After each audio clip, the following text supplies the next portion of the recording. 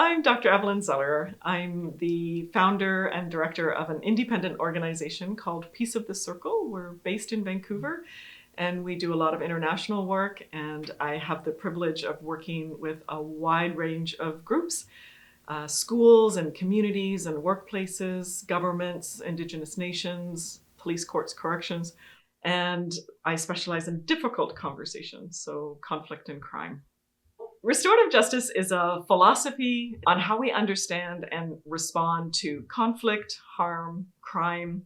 We as humans living together, we're gonna have conflicts, but we need ways to respond to that in a way that's going to understand what truly happened. And a common phrase in restorative justice is make things right. In essence, it's about giving voice to those that are involved. The people involved are the ones that need to be put front and center in a way that they're supported, but it's their voice that matters. And so one of the key questions we ask is, what happened? And the only people that really know are those that were either harmed or did the harm. So we invite them to tell their stories, to share their experience. And we want to know what happened and why. So restorative justice creates an opportunity. We offer a process for those that are involved to come together, a way of working with those that are involved to create a process that works for their particular situations and the people that are involved. So it's about getting to the truth of the matter, and there's multiple truths. And I like to think of it as different pieces of the puzzle. And so everybody can share their experience, and then we start to get clarity. And often those that have been harmed have questions that only those that have done the harm can answer. So we provide that opportunity to receive more understanding. So this leads us to a conversation then of, what do we do about this? How do we resolve it, heal, and also make amends? And together we can determine what that is. And we can truly bring resolution to all those involved. And ideally, we're becoming better people through that. And yes, this has been a moment of pain, a moment of harm. What can we learn from it? How can we humanize, keep the dignity of all involved, and also get to the messiness and the emotion of it? So it's not a sanitized process. I've had somebody in a circle as a facilitator, lean forward and said, I hate you.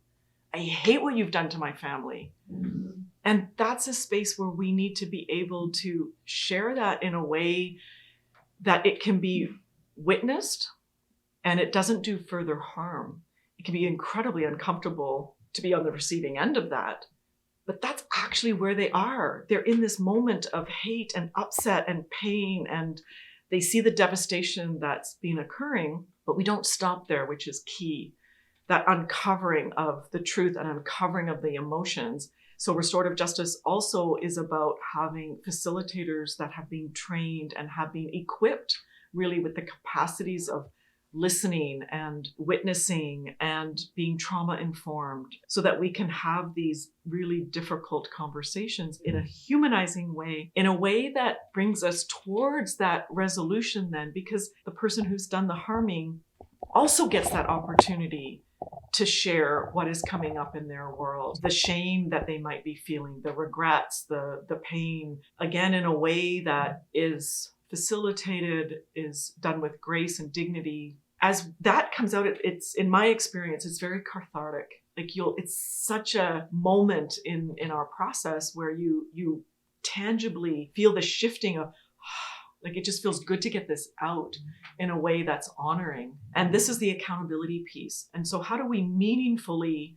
take responsibility directly to the people that we've harmed, the families, the communities? And what's exciting is restorative justice, we're certainly bound by all the laws, but we can be incredibly creative of what that resolution is, what the agreements are.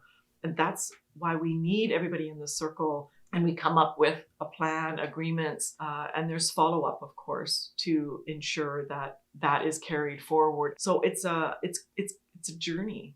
Actually, restorative justice is a journey.